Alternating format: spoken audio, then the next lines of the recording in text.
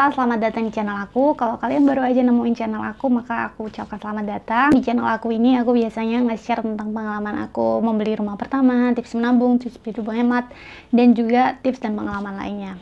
Kalian bisa cek video-video aku sebelumnya, aku pernah nge-share tentang barang apa aja yang bisa kalian beli dengan harga mahal, barang apa aja yang nggak perlu kalian beli, juga kebiasaan apa aja sih yang bisa mempengaruhi isi dompet kalian. Aku juga pernah nge-share tentang tinggal di apartemen dan juga tips-tips seputar menabung untuk membeli rumah pertama. Jadi pastiin kalian udah ngeklik tombol subscribe supaya kalian gak bakal ketinggalan video-video aku yang berikutnya. Di video kali ini aku bakal nge-share tentang cara aku belanja supaya tagihannya enggak bikin kantong aku jebol, terus aku nyesel. Jadi aku bakal nge-share gimana caranya supaya belanja tetap hemat. Tapi di video kali ini aku nggak bakal nge-share tentang barang apa aja yang aku beli atau berapa total belanjaan aku dalam seminggu, karena menurut aku tiap orang punya preferensi yang berbeda, punya kebutuhan yang berbeda, dan juga selera yang berbeda-beda. Apalagi kayak aku mungkin di sini cuma sama suami aja, jadi kebutuhannya cuma buat berdua. Mungkin rumah tangga lain punya 2 anak, 3 anak, atau mungkin hanya sendirian aja, jadi pasti beda. Apalagi kalau misalnya di sini ada yang belanja di warung, ada yang belanja di pasar atau supermarket, itu pun harganya juga pasti beda. Jadi aku nggak pengen ini jadi patokan. Oke, langsung aja. Yang pertama adalah punya daftar belanjaan. Jadi kalau misalnya aku mau belanja itu, aku biasanya langsung cek dulu stok di rumah, kayak sabun, sampo, sambal, beras, dan juga lain-lainnya. Jadi aku tahu barang apa aja yang mau aku beli buat 1 minggu itu. Aku biasanya juga udah punya meal plan untuk seminggu. Jadi misalnya aku buat seminggu 2 orang itu makannya mau apa aja. Itu kalau misalnya kalian masak. Jadi di situ aku tahu harus belanja kebutuhan seberapa banyak dan nggak bakal berlebihan dan juga nggak bakal kurang.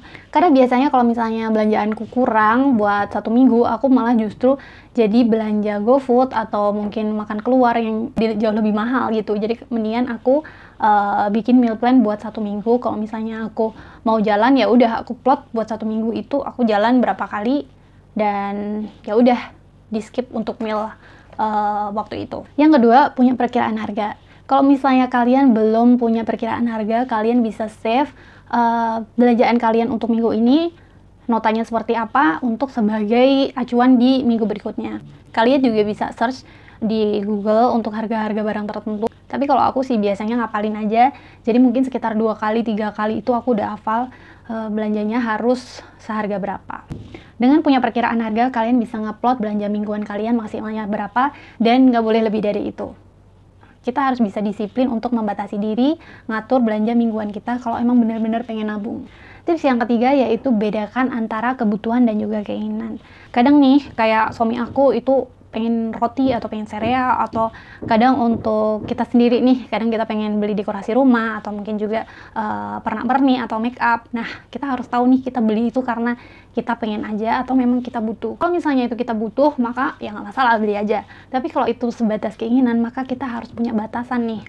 Kita bakal beli seberapa. Kalau aku biasanya itu aku udah ngeplot belanja untuk keinginan. Jadi ketika nanti aku belanja, aku udah tahu nih aku mau belanja keinginan aku tuh seberapa banyak. Kalau ternyata aku nemuin barang lain yang ternyata aku lebih pengen, maka ya udah aku pilih aja. Aku mau pilih si A atau si B. Kalau misalnya ternyata aku lebih pilih A, ya udah si B bakal aku beli minggu depannya. Apakah aku bener-bener masih pengen atau enggak, kan belum tentu kita masih pengen juga. Jadi itu untuk mengendalikan keinginan kita supaya kita tuh gak kayak kebiasaan untuk dikit-dikit beli karena pengen. Menurut aku memenuhi keinginan itu juga penting, karena namanya hidup ya, kita mesti seimbang juga antara kerja dan juga senang-senang. Jangan sampai suami kita juga kayak dia udah kerja setiap hari tapi nggak pernah bisa memenuhi keinginannya. Menurut aku memenuhi keinginan itu nggak masalah asal secara wajar dan juga terukur. Yang kelima, hindari beli hanya karena kalian nemu diskon. Kalau misalnya itu kebutuhan, nggak masalah pastinya. Misal biasanya kalian beli deterjen, ternyata ada yang diskon, ya pilih yang diskon. Oke, nggak masalah asal itu kebutuhan kalian.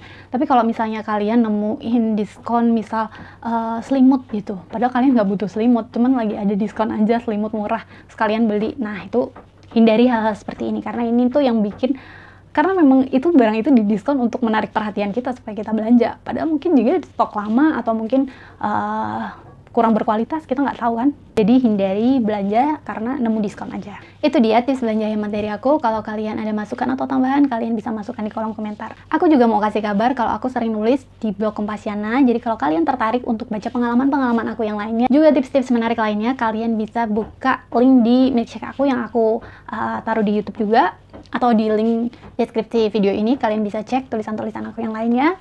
Kalau kalian suka video ini, kalian bisa kasih like. Kalau menurut kalian ini bisa bermanfaat buat teman atau keluarga kalian, kalian bisa share ke grup atau teman-teman kalian. Aku mohon maaf kalau ada kesalahan atau kekurangan di video aku kali ini. Sampai jumpa di video aku berikutnya. Bye!